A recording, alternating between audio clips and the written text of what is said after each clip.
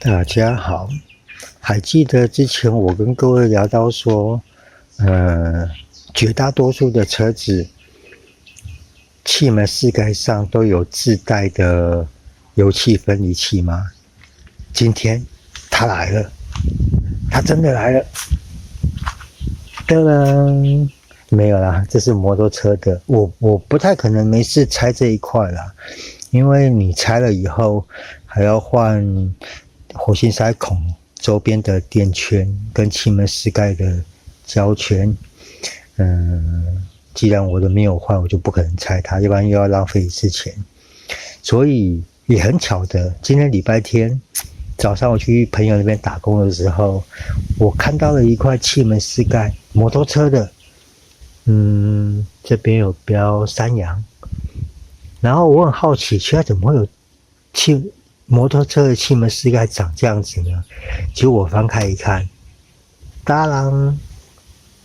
它内部的构造跟汽车的设计很类似，基本上是一模一样啊。差别只是在于说，它没有呼吸管，这一支就是我们的 PCV 法。只是它没有单向的，它没有单向阀门的设计，它直接就是通的，然后它少了一支呼吸管的位置，其他的内部构造是大同小异。那有朋友如果知道这一块是什么摩托车的，三阳哪一台摩托车的朋友，也可以在下面留言跟我讲一下，我对这还是蛮好奇的。因为我好像没有看过什么，速克达型的摩托车，100啊、125的，它内部有这种设计。这个应该是4气门的，豪迈吗？不知道，等一下，我架一下手机。好了，那原则上它这一颗气门室盖的设计，它这个就是有点类似汽车的 EGR， 就是废气再循环系统，可能就是很多人讲的2次循环系统吧。那我先来拆这一个，因为今天重点是要讲这个，就是气门室盖里面自带的，气门室盖里面自带的油气分离器。因为以进站来说，进站的气门室盖里面没有这个设计，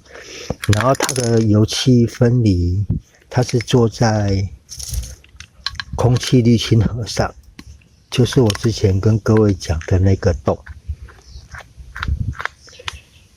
那其实这个的好处是你不用再漏油，因为它自己在这边过滤掉的油，它会再流回去油底壳里面。因为凸轮轴啊什么在这边搅动的时候，然后一些机油蒸汽啊，或者一些脏物的气体，它会经由里面的通道，就是这个，它会经由里面的通道，然后在里面会撞击，在这个边边撞击，然后凝结，然后成为油滴，再流回去油底壳。很好，它原本是装这样子的，然后打开以后，有没有？它从这边吸油气进去，这边也可以进来，然后最后会从这边这个通道外面这边，然后这支管子就是接到进气气管那边。可能是接到化油器之后，或者应该是接到化油器之后，我感觉，因为这样子吸力会比较足，也比较不会污染到化油器，就跟汽车一样，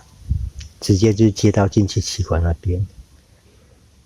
然后在汽车上的话，原则上它的设计也是都是这样子，只是可能汽车的它内部的构造会比较复杂一点，它可能这边会多一块，从这边延伸出来，然后就是增加气体在里面绕的路径的长度，然后借由阻挡那个空气直接流过去，增加它的撞击面积，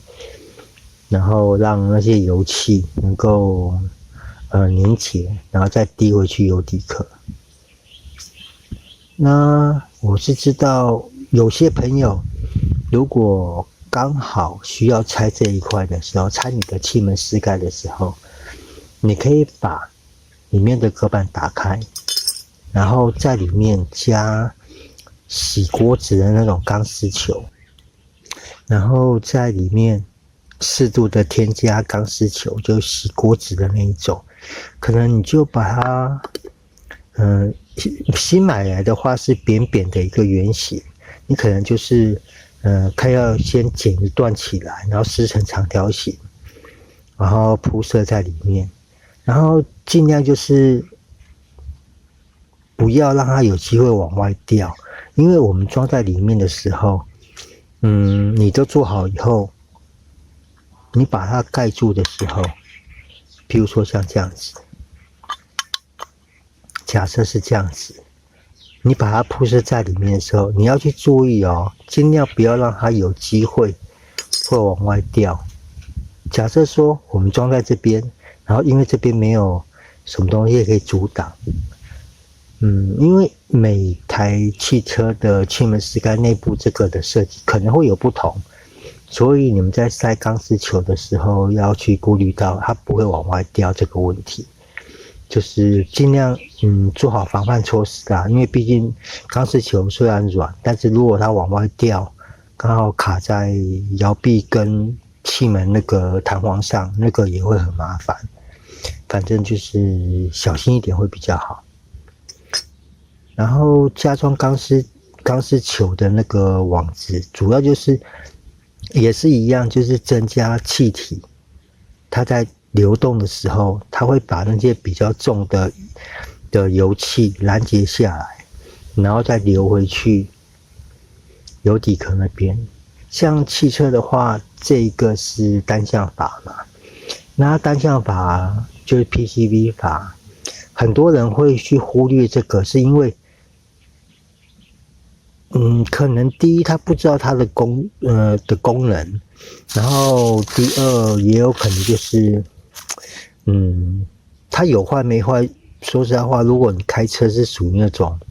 神经比较大条的，真的可能也没有什么感觉。然后在这边加装钢丝球的话，好处是你可以降低你的机油减少的程度，然后第二，你可以延长 PCV 阀的寿命，因为你这边油气减少的话，它受污染的几率也就跟着降低了。然后第三就是也可以降低进气管受污染的几率，因为这边你只要它的过滤性增加的话，它所出来的油气，它的含油气量一定会比较少。当然，如果你在这边在汽车上的话，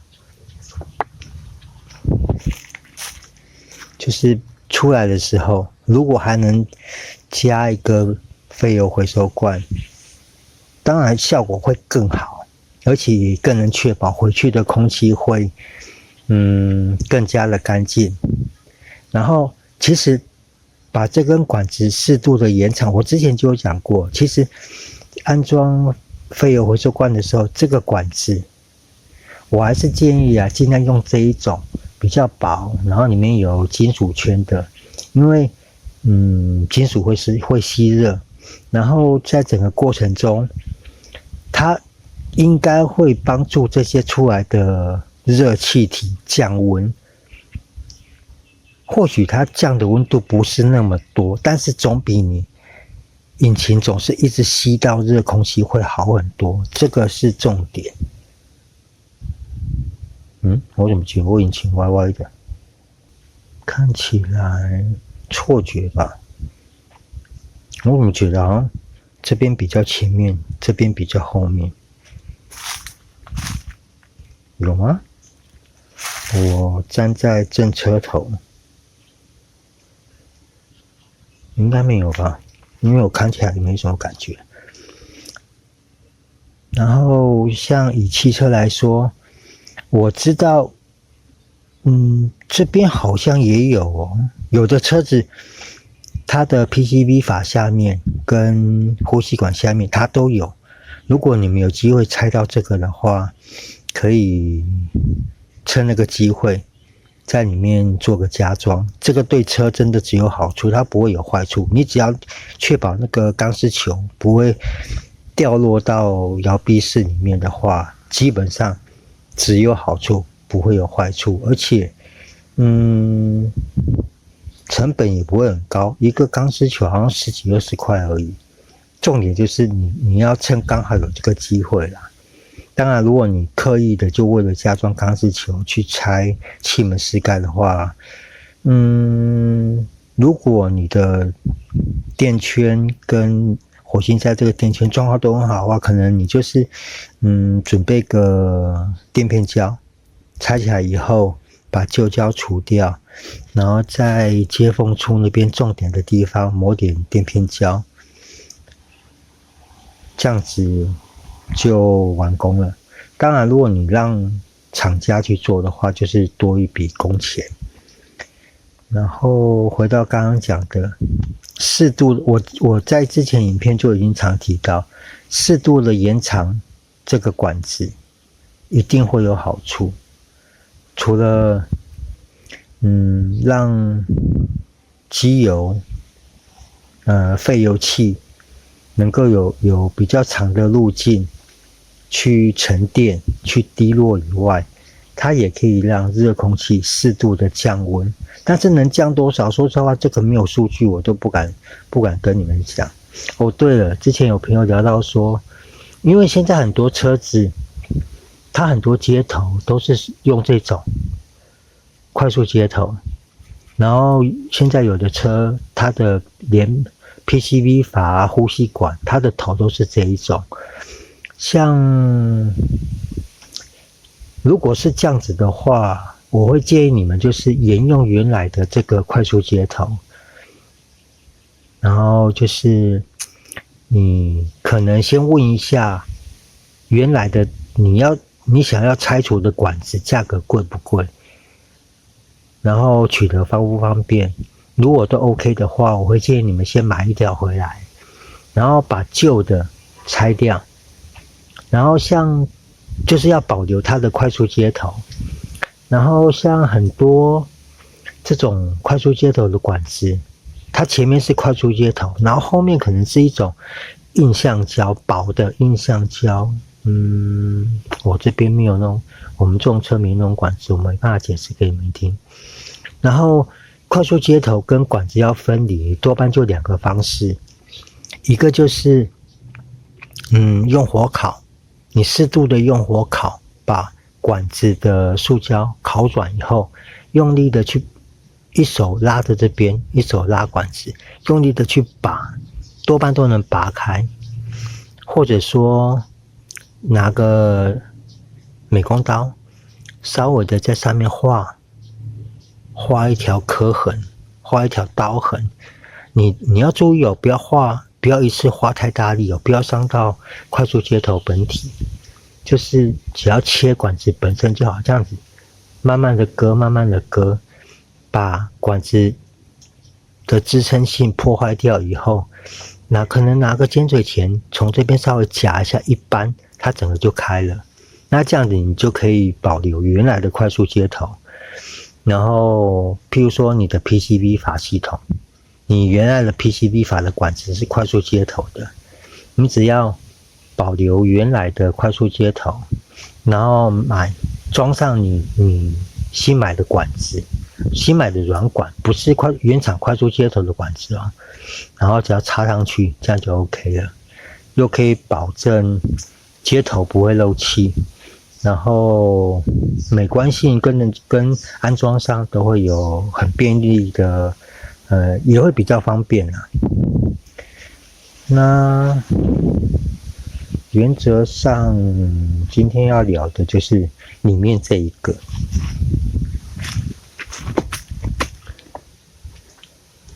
也就是气门室盖里面自带的油气分离器。那其实这个就很简单，只是有没有那个机会而已。当然你们要刻意的去拆一次，就为了去在里面装钢丝球，我也不反对，因为这个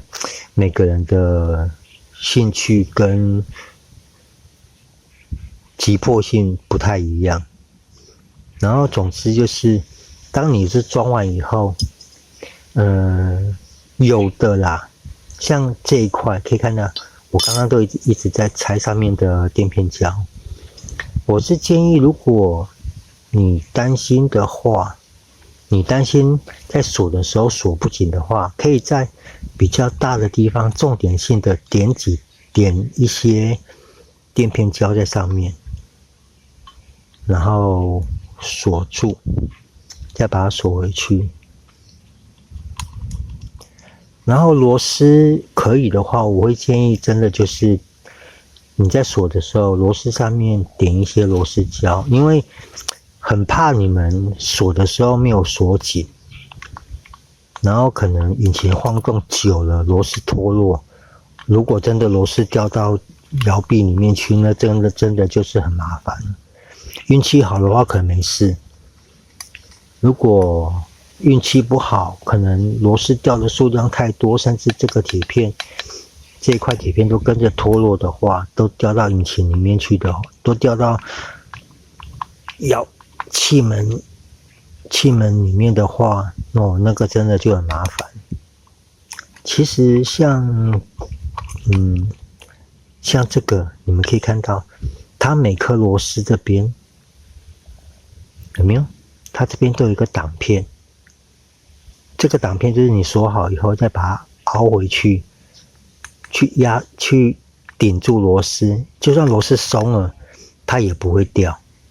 这样讲懂我的意思吗？就是它尽量做到安全性，就算你不小心没锁紧，螺丝也不会往下掉，就不会往下掉到摇臂啊，去撞击里面的气门啊或凸轮轴，这个是它设计不错的地方。那再来就是可能有些朋友有些车型，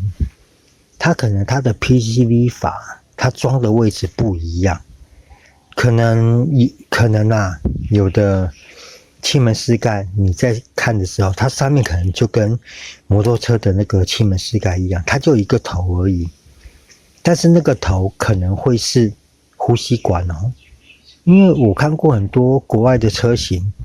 它的摇臂它的气门室盖上面就真的就只有一个头而已，然后仔细看它的那个头的那只管子，它都是跟进气管做连接。多半来说，在接到节气门之前的这只管子都是呼吸管，因为这只管子会因为节气门的开启或关闭，它的流向会不同。然后一般来说，在上一篇我有聊到，现在会加装废油回收罐，就是两种方式，一个是接在 PCV 阀跟进气气管这一条，然后另外一种就是接在呼吸管跟进气软管这一条，这个各有利弊，我在那一篇里面就有讲到。